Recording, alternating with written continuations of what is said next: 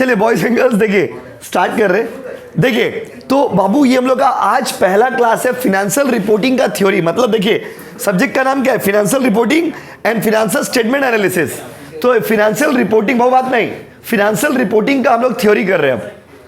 तो थ्योरी आपके सिलेबस में समझिए 10 मार्क्स का चैप्टर कंपलसरी है, 10 मार्क्स का थ्योरी कंपलसरी है। वो है इंट्रोडक्शन, जिसमें पढ़ना क्या है वो भी आपको बता दे रहे। गिन चुन के 3-4 टॉपिक है। Topic number 1 conceptual framework. किसी किसी का कॉलेज में देखोगे इंटरनल में लिखा हुआ कॉन्सेप्चुअल फ्रेमवर्क, तो स्टूडेंट सोचता है बेटा कॉन्सेप्चुअल फ्रेमवर्क कौन सा चैप्टर है। कॉन्सेप्चुअल फ्रेमवर्क कोई चैप्टर नहीं है, कॉन्सेप्चुअल फ्रेमवर्क थ्योरी का नाम। कॉन्सेप्चुअल फ्रेमवर्क उस चैप्टर का एक पार्ट है। कॉन्सेप्चुअल फ्रेमवर्क हो गया एक। तो उसके बाद इस चैप्टर में पढ़ना है आपको फाइनेंशियल स्टेटमेंट्स के बारे में। 2 हो गया थ्योरी, आपको बता दे ओरली पढ़ लेना, इसके अंदर से आएगा। तीसरा इसमें 3 अकाउंटिंग स्टैंडर्ड पढ़ना है, AS1, end AS1, end AS16, Ind AS33 खत्म। Ind AS1 deals with the presentation of financial statement, Ind AS16 deals with the property plant equipment, और Ind AS33 deals with the EPS, earning per share. ये 3 concept पढ़ेंगे, chapter complete हो जाएगा। तो ये chapter कितना class लगेगा पढ़ने में, ये चैप्टर कंप्लीट होने में 3 क्लास लगेगा। आज 1 क्लास करेंगे, फिर 1 क्लास 2 क्लास होगा, उसके बाद तीसरा क्लास में ना सम्स करेंगे। सम्स कौन सा करेंगे, इसके तो थ्योरी चैप्टर है। आप बोले क्या करता है ना वो लोग 5 मार्क्स का थ्योरी दे देता है, इसके साथ भी आप देखोगे छोटा छोटा सम्स दे देता है, समझे ना। अकाउंटिंग स्टैंडर्ड को एक कॉन्सेप्ट के बेस करके छोटा छोटा सम्स देता है। तो अभी तक जितना भी सम CU में आया वो सारा हम लोग लास्ट क्लास में सॉल्व करेंगे। 3 क्लास का ऊपर टोटल इसके ऊपर है, फिर ये चैप्टर कंप्लीट हो जाएगा। चलिए स्टार्ट करते गाइस। तो चैप्टर को स्टार्ट करिए। देखिए रेडी, चलो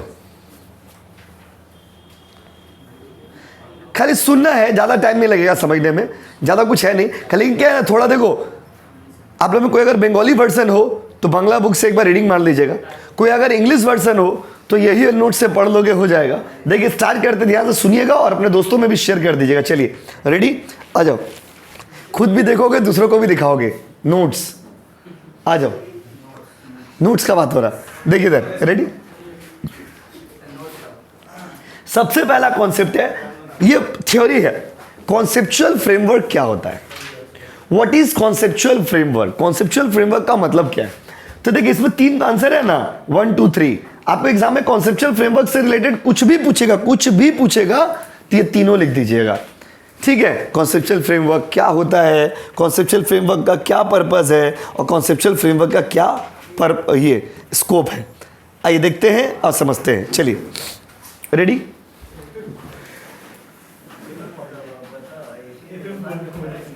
देखो रेडी, आ जाओ। सुनिए what is the meaning of conceptual framework. देखिए कोई भी कंट्री में किसी भी जगह पर बहुत बात नहीं, जब अकाउंटिंग स्टैंडर्ड बनता है तो उसका एक पैरामीटर्स डिसाइड किया जाता है। उस पैरामीटर को ही हम लोग क्या बोलते हैं, conceptual framework. Conceptual framework refers to framework. जैसे आप लोग को शादी वादी आप लोग का होगा, अब तो आप लोग का भी उम्र हो चुका है, बात समझे ना। तो शादी वादी होगा तो आप लोग को गिफ्ट मिलेगा। गिफ्ट में क्या मिलता है, फोटो फ्रेम। इंडिया में सबसे ज़्यादा गिफ्ट क्या मिलता है शादी में, फोटो फ्रेम। फोटो फ्रेम ज़्यादा मिलता है। फोटो फ्रेम हो गया, कप ग्लास का सेट हो गया। कप ग्लास का सेट क्या मिलता है, नोस्पिन मिलता है। बहुत नॉलेज है आपको लड़की लोग वाला। तो हाँ ये सब देखिए, जो कोई आप कॉमन सा बात सोचिए, कोई आदमी खाना खाने के लिए इतना पैसा इन्वेस्ट नहीं करेगा क्योंकि आपको सोना का चेन देगा शादी में, तो बस समझे ना। तो आपको गिफ्ट मिलेगा फ्रेम। फ्रेम का मतलब क्या होता है बताइए, कि आपका जो फोटो है उसी साइज का होना चाहिए, तभी ना फ्रेम में एडजस्ट होगा। तो कॉन्सेप्चुअल फ्रेमवर्क ये क्या है, conceptual framework refers to all those assumptions, all those concepts, all those theories on the basis of which accounting standards are prepared. जिन थ्योरीज को बेस करके अकाउंटिंग स्टैंडर्ड बनाया जाता है उसको हम लोग क्या बोलते हैं बाबू, कॉन्सेप्चुअल फ्रेमवर्क। कॉन्सेप्चुअल फ्रेमवर्क एक पैरामीटर बना देता है, कॉन्सेप्चुअल फ्रेमवर्क एक बाउंड्री तय करता है, कॉन्सेप्चुअल फ्रेमवर्क एक रास्ता बना देता है कि इसके अंदर ही आपको अकाउंटिंग स्टैंडर्ड्स बनाने हैं। तो कॉन्सेप्चुअल फ्रेमवर्क एक्चुअली क्या है, these are the assumptions, these are the theories, these are the concepts, these are the fundamental parameters on the basis of which accounting standards are prepared। accounting standard किसके basis पे बनाएंगे, कि जिन चीजों के basis पे बनाते हैं उसको हम लोग क्या बोलते हैं बताइए? Conceptual framework. क्या बोलते हैं बोलो ना? Conceptual framework. Conceptual framework can be defined as system of ideas and objective that lead to creation of consistent rules and standard. हर वो आइडिया, हर वो ऑब्जेक्टिव जिसके बेसिस पे हम लोग अकाउंटिंग स्टैंडर्ड्स बनाते हैं, रूल्स बनाते हैं, उसको क्या बोलते हैं बाबू? Conceptual framework. बात समझे ना? देखो आप एक दिन एक बच्चा मैसेज किया ऑनलाइन में, बोले कि सर कॉन्सेप्चुअल फ्रेमवर्क कौन सा चैप्टर है? ये चैप्टर नहीं। आप देखो कॉलेज में क्या करते हैं, कुछ कॉलेज वाले लोग इंटरनल बहुत अच्छे हैं, वो लोग क्या करते हैं, आपको डायरेक्ट टॉपिक लिख के भेज दिया कि तुम्हारा ये सब एग्जाम में आएगा। जैसे कॉन्सेप्चुअल फ्रेमवर्क दे दिया, ट्रेंड एनालिसिस दे दिया। अब ट्रेंड एनालिसिस कोई चैप्टर नहीं है, ट्रेंड एनालिसिस चैप्टर का एक टुकड़ा है जो लोग पढ़ाई थे इंट्रोडक्शन टू एफएसए, उसमें। बात समझ रहे हो ना? देखो आप लोग का सब्जेक्ट का नाम क्या है? Financial reporting and financial statement analysis. तो जो चैप्टर्स हम लोग पढ़े ना वो सब फाइनेंशियल स्टेटमेंट एनालिसिस का पार्ट है, जिसमें सम्स किए। अब फाइनेंशियल रिपोर्टिंग एक्चुअली थ्योरी, ये थ्योरी है फाइनेंशियल रिपोर्टिंग कि कैसे अकाउंट्स को रिपोर्ट किया जाएगा। अकाउंट्स बनाएंगे तो कैसे बनाएंगे, बात समझे ना? तो भाइयों और बहनों आइए ना, जल्दी बहुत बात मत करिए, यहाँ तक आवाज जरा बात मत करिए प्लीज, डिस्टर्ब हो रहा है बाबू। देखिए तो क्या बोला, the main reason for developing an agreed conceptual framework at that. Conceptual framework क्या क्या चीज प्रोवाइड करता है? अब देखो ये तो a framework for setting standard, accounting standard बनाने के लिए एक रास्ता प्रोवाइड करता है। क्या प्रोवाइड करता है? रास्ता। क्या प्रोवाइड करता है? रास्ता। उसके बाद रिजॉल्विंग अकाउंटिंग डिस्प्यूट्स, अकाउंट्स में कोई प्रॉब्लम हो गया उसको कैसे सॉल्व करेंगे, ये भी कौन प्रोवाइड करता है? Conceptual framework. आप यूं समझ लीजिए ना कि एक तरह का गाइडलाइंस है, आप यूं समझ लीजिए ना कि एक तरह का बेस है जो आपको फाउंडेशन देता है। किस चीज का? अकाउंटिंग स्टैंडर्ड का। अकाउंटिंग स्टैंडर्ड बनाने से पहले जो पैरामीटर्स है, क्यों बना रहे हैं, किस लिए अकाउंटिंग स्टैंडर्ड बना रहे हैं, क्या इसका पॉजिटिव इंपैक्ट है, क्या इसका नेगेटिव इंपैक्ट है, क्या इसका प्रोज है, क्या इसका कॉन्स है, ये सारा चीज को जब आप एनालाइज करते हो, समझते हो, इसको हम लोग क्या बोलते हैं? Conceptual framework. क्या बोलते बताइए? Conceptual framework.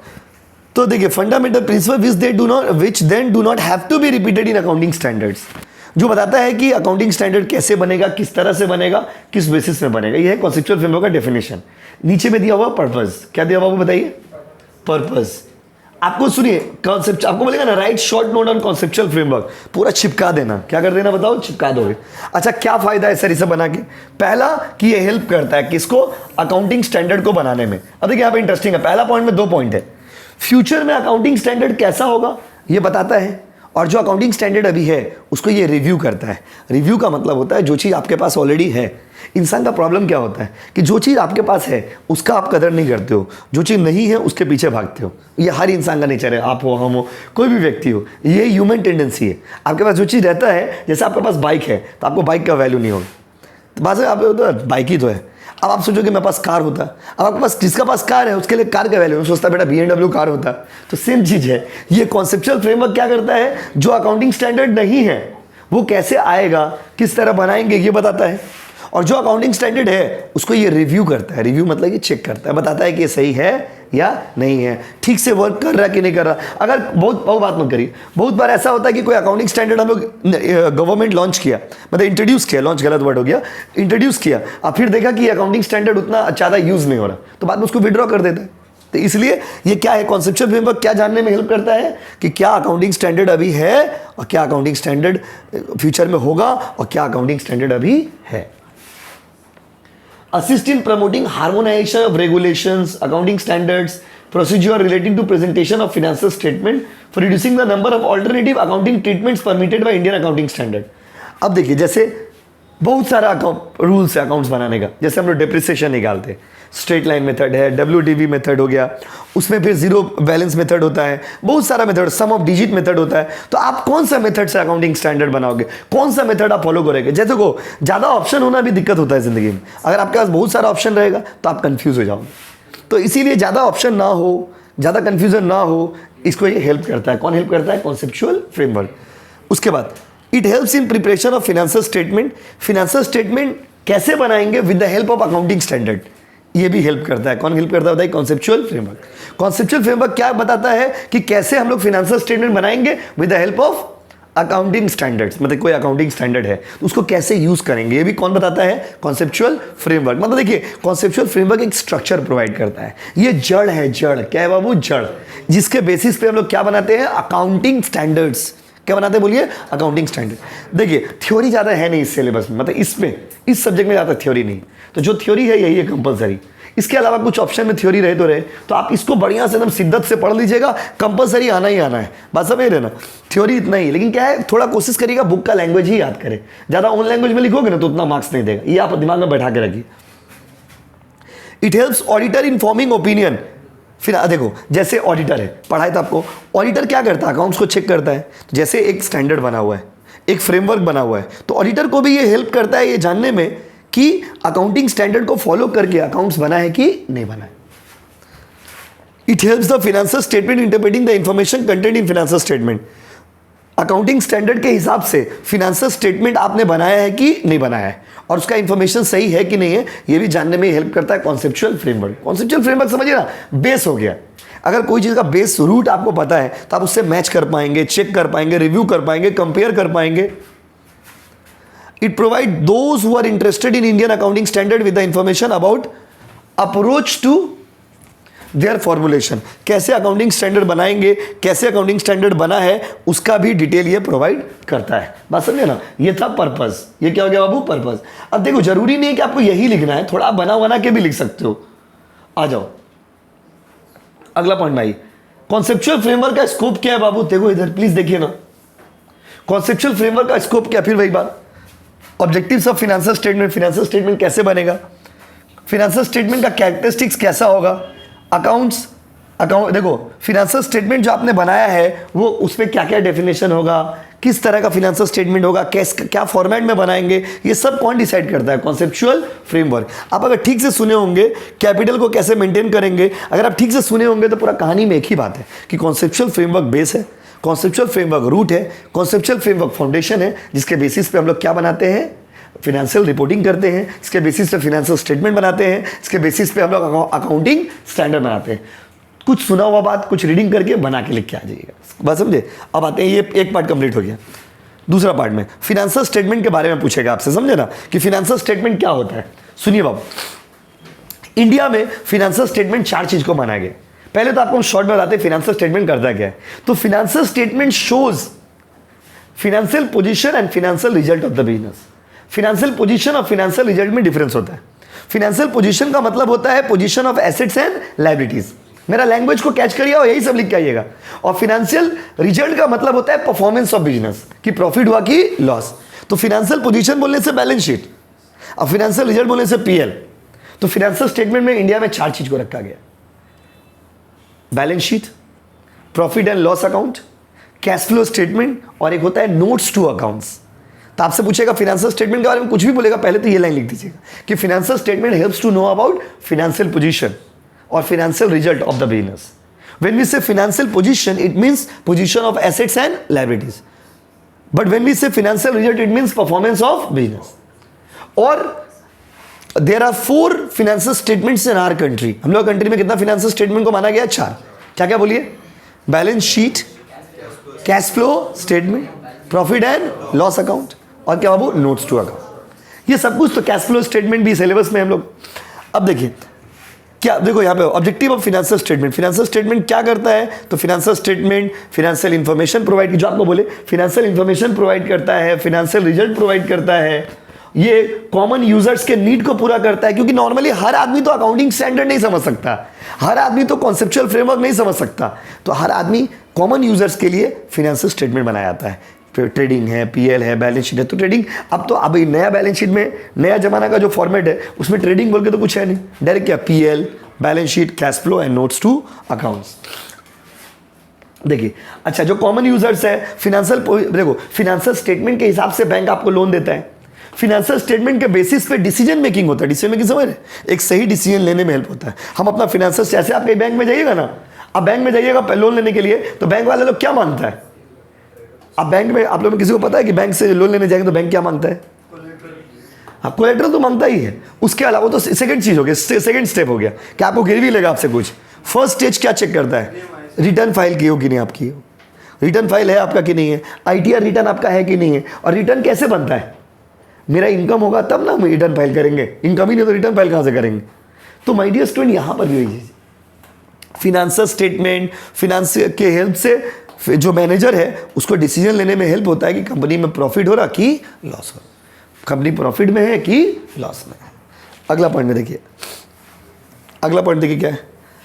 अच्छा, अगला है बाबू फंडामेंटल अकाउंटिंग अजम्पशन। सुनिएगा ध्यान से, अजम्पशंस अकाउंटिंग, देखो अकाउंटिंग अजम्पशन का मतलब क्या हो गया, जिस चीज के बेसिस पे हम लोग अकाउंट्स बनाते हैं उसको अकाउंटिंग अजम्पशन बोलते हैं। और अकाउंटिंग अजम्पशन मतलब हो गया जिन चीजों को अज्यूम करके हम लोग अकाउंट्स बनाते हैं। तो जो वैसे तो बहुत सारे अजम्पशंस है, उसके बेसिस पे अकाउंट्स बनता है, अकाउंट्स बिना अजम्पशन का बनेगा ही नहीं। लेकिन कुछ चीज है जो कॉमन है, जो 3 फंडामेंटल चीज है। 3 फंडामेंटल चीज क्या है, एक है गोइंग कंसर्न कॉन्सेप्ट, एक है कंसिस्टेंसी कॉन्सेप्ट, और एक क्या बाबू, एक्रूअल कॉन्सेप्ट। गोइंग कंसर्न क्या होता है, कंसिस्टेंसी क्या होता है, और एक्रूअल क्या होता है, प्लीज ध्यान से सुनिएगा। गोइंग कंसर्न का मतलब क्या होता है, ये एक ऐसा कॉन्सेप्ट है जहां पर हम लोग ये अज्यूम कर लेते हैं, हम लोग ये मान लेते हैं कि when you start a business, that business will continue for long period of time या unforeseen future. You don't know कि आपका बिजनेस कब तक चलेगा। किसी को पता है कि मेरा बिजनेस कब तक चलेगा? तो जब एक अकाउंटेंट अकाउंट्स बनाता है तो वो ये अज्यूम कर लेता है कि मेरा बिजनेस का जो लाइफ है वो लॉन्ग लाइफ है, नॉट द शॉर्ट लाइफ। मेरा बिजनेस का लाइफ कैसा बाबू, लॉन्ग लाइफ। तो इसको बोलते हैं गोइंग कंसर्न। क्या बोलते हैं बाबू, गोइंग कंसर्न। देखिए क्या लिखा हुआ है, certain assumption are used in preparing financial statement. Accounts बनाने में कुछ चीजों का यूज होता है, जैसे कि they are not usually specifically stated. इस बात लिखा हुआ नहीं रहता है अकाउंट्स में, फिर भी हम लोग क्या करते हैं, अज्यूम कर लेते हैं। They are assume to be followed, disclosure is necessary only if they are not followed. और अगर फॉलो नहीं करिएगा तो फिर आपको उसका नोट देना पड़ेगा, क्यों नहीं फॉलो की। तो ये अजम्पशंस मानना पड़ता है अकाउंट्स बनाने के लिए। Following are the generally accepted fundamental accounting assumption. कोई भी आदमी अकाउंट्स बनाता है तो 3 चीज को वो अज्यूम कर लेता है। अजम्पशन समझते हैं ना, मान लेना। क्या कर लेना बताओ, मान लेना। बस है मान लेना। क्या करना है बाबू, अज्यूम। अज्यूम करना मतलब मान लेना। तो मानते हो आप, तो कितना अकाउंटिंग अजम्पशन बेसिक है बताइए, 3। क्या क्या 3 है बताइए, गोइंग कंसर्न, कंसिस्टेंसी और एक्रूअल। गोइंग कंसर्न वो कॉन्सेप्ट है जो कहता है कि business will continue for upcoming time and the long life. You don't know when the business will be dissolve. हम लोग ये मान लेते हैं कि हमको नहीं पता है कि मेरा बिजनेस कब डिसॉल्व होगा। And whenever we start a business we assume it that my business will continue for unforeseen future. हम लोग ये मान लेते हैं कि मेरा बिजनेस आने वाले कई सालों तक चलेगा। आप खुद सोचो ना, आप अगर कोई दुकान स्टार्ट करोगे तो आप ये सोच के स्टार्ट करोगे मेरा दुकान कल बंद हो जाएगा। हम लोग ये सोच के बिजनेस चलाते हैं कि मेरा बिजनेस आने वाले कई सालों तक चलेगा। दूसरा है कंसिस्टेंसी। कंसिस्टेंसी क्या कहता है पता है, कंसिस्टेंसी कहता है कि एक ही सिस्टम को हमेशा फॉलो करिए। जैसे डेप्रिसिएशन आप निकाल रहे हो, स्ट्रेट लाइन मेथड से फॉलो कर रहे हैं, तो आप हर साल स्ट्रेट लाइन मेथड ही नॉर्मली फॉलो करिए। क्या है, बार बार मेथड चेंज करने से लोगों को समझने में भी दिक्कत होता है और समझाने में भी दिक्कत होता है। बड़ा सुंदर सा बात आपको बताते हैं, सुन लीजिए। अकाउंट्स हम लोग किसके लिए बनाते हैं? अकाउंट्स हम लोग अपने लिए नहीं बनाते हैं। Account is actually language of business. Business का लैंग्वेज कौन है? Accounts. Accounting is the language of business. Accounting is the communication of business. Business का भाषा कौन है? अकाउंटिंग। आपका प्रॉफिट है, लॉस है, बिजनेस सही चल रहा नहीं चल रहा, कैसे पता चलेगा? अकाउंट्स देख के। और अकाउंट्स हम लोग जब भी बनाते हैं ऐसा बनाना चाहिए कि दूसरा आदमी समझ सके। जैसे लिखते हो आप, लिखते क्यों हो? आप सोचोगे हम अपने लिए लिखते हैं, नहीं। हम लोग जब भी कोई चीज़ लिखते हैं ना, दूसरों के लिए लिखते हैं कि सामने वाला कितना समझ पाएगा। मान लीजिए मेरा राइटिंग इतना खराब है कि बोलेगा भाई देखो समय आ रहा नहीं आ रहा, हमको फर्क नहीं पड़ता है। तो ऐसे आप एग्जाम हॉल में तो नहीं बोल सकते देखो समय आ रहा नहीं समय आ रहा, छोड़ दे, ब्लॉक कर, हमको छोड़। ऐसे बोल सकते हैं? नहीं बोल सकते। आप एग्जाम देने आए हो, आपका राइटिंग मैटर करता है कि आपने कैसा लिखा है, नहीं लिखा है। सेम चीज़ यहाँ पे भी। अकाउंटिंग का लैंग्वेज, बिजनेस का लैंग्वेज अकाउंटिंग होता है। और उसी में एक कॉन्सेप्ट है कंसिस्टेंसी, जो कहता है कि don't make too much changes, follow the method year after year. LIFO, FIFO, simple average, weighted average, stock valuation का 4 मेथड है। आप हर साल नया नया मेथड यूज कर रहे हो, ऐसे दिक्कत हो जाएगा। एक ही मेथड को कंसिस्टेंटली फॉलो करिए। जैसे कंसिस्टेंसी मतलब क्या होता है? रेगुलरिटी। जैसे आप लोग कुछ बच्चे क्या हो, रेगुलर हो, हर परिस्थिति में आप ट्यूशन आए हो, क्या धूप आए, बरसात आए, ईद बीत गया, इतना बड़ा बड़ा फेस्टिवल चला गया, हर मोमेंट में आप ट्यूशन आए हो, तो आप क्या हो गए? कंसिस्टेंट हो गए। ये बहुत अच्छा आदत है, बात समझे? जैसे आप लोग में कुछ लोग क्या करते हो, किसी किसी को प्यार करते हो, आप 11 से एक ही लड़की को प्यार कर रहे हो और अभी तक करते आ रहे। कंसिस्टेंट। क्या हो गया वो? कंसिस्टेंट। कंसिस्टेंस है। आप क्या कर रहे हैं, हर साल आपको नया नया लोगों से प्यार हो रहा है, हर घंटा नया नया लोगों से प्यार हो रहा है, तो मतलब आप जिंदगी में कंसिस्टेंस नहीं, आपका दिल नहीं दरिया है। क्या वो दरिया है? बस होता है ना, बहुत सारा बच्चा आप लोग में भी होता है, आप क्या आप लोग तो बड़े हो गए, बहुत सारा बच्चा होता है उसको रोज नया नया लड़की से प्यार हो जाता है, या बहुत सारा लड़की होता है उसको नया नया लड़का से प्यार हो जाता है, तो लोग का दिल नहीं है क्या, वो दरिया, बस वो दिल नहीं। कुछ लोग क्या कंसिस्टेंस है जीवन में, एक ही इंसान से प्यार किया, तो उस सब आदमी को क्या बोलते हैं, कंसिस्टेंट। देखिए कंसिस्टेंस है, देखिए लिखा होगा, आप क्या लिखा, it is assumed that accounting policies are consistently followed from one period to another, no frequent changes, change नहीं किया आप कभी भी, no frequent changes, एक ही व्यक्ति को शिद्दत से मानते आ रहे हैं आप, एक ही मेथड फॉलो करते आ रहे, कंसिस्टेंट। ऐसे लोग मिलते बहुत कम है आज के जमाने। देखिए अगला पॉइंट देखिए, एक्रूवल। एक्रूवल कॉन्सेप्ट क्या बोलता है? एक्रूवल कॉन्सेप्ट बोलता है कि जब भी हम लोग अकाउंट्स बनाते हैं तो does not matter whether money is realised और not, if that belongs to a particular year that should be recorded. मतलब मैटर नहीं करता है कि पैसा हमको मिला है कि नहीं मिला, अगर वो किसी साल से बिलोंग करता है तो उसको रिकॉर्ड कर देंगे। बस जैसे हम लोग आउटस्टैंडिंग वेजेस को जोड़ देते हैं, क्यों जोड़ देते हैं, वो तो पैसा मिला नहीं है, लेकिन हम लोग इसलिए जोड़ देते हैं कि भाई ये पैसा इस साल का है, इसको जोड़ दीजिए। हम लोग प्रीपेड एक्सपेंस को माइनस कर देते हैं, इसलिए कर देते हैं कि भाई ये इस साल का पैसा नहीं, इसको हटाओ। तो एक्रूवल कॉन्सेप्ट कहता है कि does not matter whether you realise the money और not, if the transaction is happening that should be recorded. अगर कोई चीज हो रहा है तो उसको रिकॉर्ड कर दीजिए। बोलिए हाँ कि नहीं, बोलिए ना। देखिए revenue and cost are recorded when they are earned और incurred and not as money is received और paid in the period to which they relate. मतलब मैटर नहीं करता कि कब रिसीव किए हो, मैटर ये करता है कि किस साल का वो है। जैसे हम मान लीजिए 2018 का पैसा हमको 24 में मिला, तो हम उसका रिकॉर्डिंग कब करेंगे, 24 में नहीं 18 में करेंगे। क्यों? क्योंकि 18 में कमाई तो 18 में रिकॉर्ड कर दी। तो एक्रूवल कॉन्सेप्ट कहता है कि जिस साल का वो पैसा है उसको उस साल में रिकॉर्ड करिए, डज नॉट मैटर वो पैसा मिला या फिर नहीं मिला। बस समझ रहे, पूरा आपको एकदम जितना इजी वे में हो सकता समझा दे रहे, बस समझे। अब ये सब चीज़ इससे इजी नहीं किया सकता, इससे इजी करने तो गलत हो जाएगा। चलिए अब आइए अकाउंटिंग स्टैंडर्ड 1। आज आपको हम AS1 पढ़ाते हैं। AS 3 AS है, Ind AS1, Ind AS 16, Ind AS 33, ये आपका सिलेबस में। इंड AS1 जो है वहाँ पे इंडियन अकाउंटिंग स्टैंडर्ड 1 जो कि फाइनेंशियल स्टेटमेंट के बारे में बताएगा। इंड AS 16 और 33 अगला दिन आपको पढ़ाएंगे, और उसका ऊपर जो सम्स है छोटा छोटा वो आपको उसके अगला दिन करवाएंगे, और इस तरह से चैप्टर को हम लोग खत्म कर देंगे। आइए देखिए पूरा पैटर्न बना हुआ कि भाई ऐसे ऐसे करके पढ़ना है। और उसके बाद फिर बड़ा चैप्टर, सबसे बड़ा चैप्टर जो सबसे खतरनाक चैप्टर है, होल्डिंग कंपनी। देखिए रेडी नहीं, बता रहे हो, डरा नहीं रहे। देखिए क्या है इंडियन अकाउंटिंग स्टैंडर्ड 1 क्या है, फिर आपको पहले ही बता दी। Indian accounting standard 1 applies in preparing and presenting financial statement. उसके बाद Indian accounting standard 1 set out, ये बताता है कि कैसे रिकॉग्नाइज करेंगे, कैसे मेजर करेंगे, कैसे ट्रांजेक्शन को डिस्क्लोज करेंगे, कैसे रिकॉग्नाइज करेंगे, कैसे कैलकुलेट करेंगे, कैसे उसको शो करेंगे, हर चीज को दिखाने का है। देखो नया जो फॉर्मेट है बैलेंस शीट है, लो बनाते हैं, नया PL बनाते हैं। पुराने जमाना का जो बैलेंस शीट था वो क्या था, हूट हाट में जहां तहां जो तो लिख दो। पुराना जमाना का जो बैलेंस शीट आप लोग 11-12 में बनाते होंगे T फॉर्मेट में, एसेट लायबिलिटी वाला, उसमें क्या है जो तो जहां तहां लिख दीजिए। बट नया बैलेंस शीट में देखिए हर चीज सिस्टमेटिक वे में लिखा था। तो वही चीज कौन सिखाता है, अकाउंटिंग स्टैंडर्ड 1। देखो बाकी और भी अकाउंटिंग स्टैंडर्ड है, बाकी और भी अकाउंटिंग स्टैंडर्ड है जो क्या पढ़ाएगा। जैसे आपको अकाउंटिंग स्टैंडर्ड 16 पढ़ाएंगे, उसमें आपको बताएंगे प्रॉपर्टी प्लांट इक्विपमेंट के बारे में, उसी का ट्रीटमेंट, उसी का रिकॉग्निशन, उसी का मेजरमेंट। लेकिन ये जो अकाउंटिंग स्टैंडर्ड है ये बताता है पूरा अकाउंट्स कैसे शो करेंगे। बात समझिए, अकाउंटिंग स्टैंडर्ड 33 पढ़ाएंगे, वो EPS के बारे में पढ़ाएंगे, अर्निंग पर शेयर। वहां पे सिर्फ अर्निंग पर शेयर का बात रहेगा, यहां पर सिर्फ आपका प्रॉपर्टी प्लांट इक्विपमेंट का बात रहेगा। लेकिन अकाउंटिंग स्टैंडर्ड 1 बताता है कि पूरा अकाउंट्स कैसे बनाएंगे, उसको शो कैसे करेंगे, ट्रांजेक्शन को प्रेजेंट कैसे करेंगे, ट्रांजेक्शन को रिकॉग्नाइज कैसे करेंगे। मतलब this is not related to specific transaction, this actually shows how you will present, how you will represent the accounts. आप अकाउंट्स को कैसे बनाओगे, मतलब अकाउंट्स नहीं बोलते यहाँ पे, फाइनेंशियल स्टेटमेंट। क्या बोलते हैं बाबू, घर में आकर रीडिंग मार लोगे। उसके देखिए Ind AS1 prescribe basis for presentation of financial statement. कैसे शो करोगे फाइनेंशियल स्टेटमेंट का, प्रीवियस पीरियड का क्या पोजीशन था, इस साल का क्या पोजीशन है। आप देखोगे ना, हम लोग जितना भी अकाउंट्स बना रहे हैं यहाँ पर सेमेस्टर 6 में जो भी चीज़ बना रहे हैं, अब देखोगे सब में 2-2 साल का डेटा रहता है। रियल लाइफ में भी जाइएगा ना, बैलेंस शीट में 2 साल का डेटा रहता है। जैसे अभी 24 है तो 23-24, 24-25, क्या पिछला साल मेरा क्या पोजीशन था, इस साल मेरा क्या पोजीशन। AS1 का क्या क्या की पॉइंट्स है पूछेगा आपसे, कि आपको बोले ना AS1 के बारे में लिखिए, पूरा चिपका दोगे। AS1 क्या क्या कहता है सुन लीजिए। AS1 क्या कहता है सुनिए, बहुत इजी है देखने में, आपको लग रहा है बाप रे 8 पॉइंट। देखिए हम 8 पॉइंट को कैसे पानी का तरह तोड़ेंगे, देखिएगा कैसे तोड़ेंगे बाबू, पानी।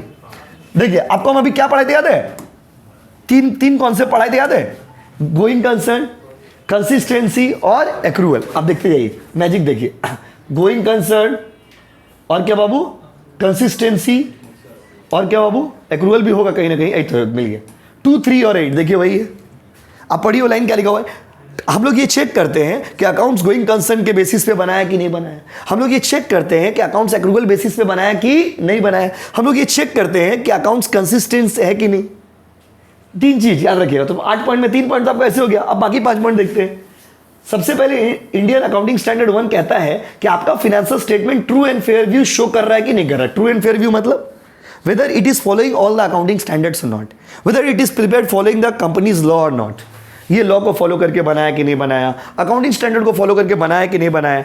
तो ये पहला पॉइंट में लिखा हो, देखिए फाइनेंशियल स्टेटमेंट आपका जो होगा ना वो ट्रू एंड फेयर व्यू को शो करेगा। Financial statement going concern basis पे होना चाहिए, फाइनेंशियल स्टेटमेंट एक्रूअल बेसिस पे होना चाहिए। Has material classes presented separately, जो मटेरियल आइटम है, मटेरियल होता है इंपॉर्टेंट आइटम है, वो सही से अलग से शो किए हो कि नहीं किए हो। कुछ ऐसे हम लोग सम्स बनाते हैं, नोट किसका बनाते हैं, जो एकदम यूनिक आइटम है, इंपॉर्टेंट आइटम है, बड़ा आइटम है, उसका हम लोग नोट बना देते हैं। तो वही बोला है कि जब आप फाइनेंशियल स्टेटमेंट बनाइएगा तो जो भी मटेरियल आइटम है, जो इंपॉर्टेंट आइटम है, उसको अलग से शो करिएगा।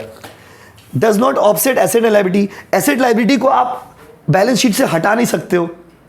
अगर कुछ ऐसा रिक्वायरमेंट हुआ तब ठीक है, बट अदरवाइज फाइनेंशियल स्टेटमेंट में एसेट लायबिलिटी होना चाहिए। ये नहीं कि एसेट का बैलेंस से लायबिलिटी का बैलेंस को एडजस्ट कर दिया, नहीं, एसेट अलग चीज है, लायबिलिटी अलग चीज है। फ्रीक्वेंसी ऑफ रिपोर्टिंग, आप साल में कम से कम एक बार तो रिपोर्ट बनाओ, एक बार तो आपको अकाउंट्स बना के दिखाना हो। कोई भी साल में कम से कम एक बार तो आपको अकाउंट्स बनाना होगा। हर साल में एनुअली रिपोर्टिंग होना चाहिए। नॉर्मली आप क्वार्टरली भी कर सकते हैं, आप जो बहुत बड़ा बड़ा कंपनी वालों का क्वार्टरली होता है, हाफ ईयरली होता है, नॉर्मली एनुअली होना चाहिए। क्या होना चाहिए बाबू, एनुअली। और कॉम्प्रिहेंसिव स्टेटमेंट, आप जो फाइनेंशियल स्टेटमेंट बनाएंगे वो कॉम्प्रिहेंसिव होना चाहिए, मतलब उसमें कंपैरिजन होना चाहिए प्रीवियस पीरियड का, जो आपको हम पहले तब से बता रहे हैं कि 2 साल का इंफॉर्मेशन शो कर रहा हो। तो इंडियन अकाउंटिंग स्टैंडर्ड 1 कहता है कि आप जो अकाउंट्स बनाएंगे वो ट्रू एंड फेयर होना चाहिए, वो गोइंग कंसर्न को फॉलो करके होना चाहिए, उसमें कंसिस्टेंसी होना चाहिए, वो एक्रूअल बेसिस पे होना चाहिए, उसमें रिपोर्टिंग कम से कम साल में एक बार होना चाहिए। एसेट लायबिलिटी को जैसे तैसे एडजस्ट नहीं कर सकते आप, और मटेरियल जो इंपॉर्टेंट आइटम है उसको आप अच्छे से रिप्रेजेंट करिए, अलग से रिप्रेजेंट करिए, और कॉम्प्रिहेंसिव बनाइए। कॉम्प्रिहेंसिव मतलब कंपैरेटिव होना चाहिए, 2 साल का कंपैरिजन होना चाहिए। समझ गए बाबू। तो ये था हम लोग का आज का टॉपिक। आज हम लोग यहां तक पढ़े, फिर अकाउंटिंग स्टैंडर्ड शुरू कर देंगे तो आपको हमारा अधूरा डाउट रह जाएगा। 16-33 अगला दिन पढ़ाएंगे। Thank you so much. आप रीडिंग करना।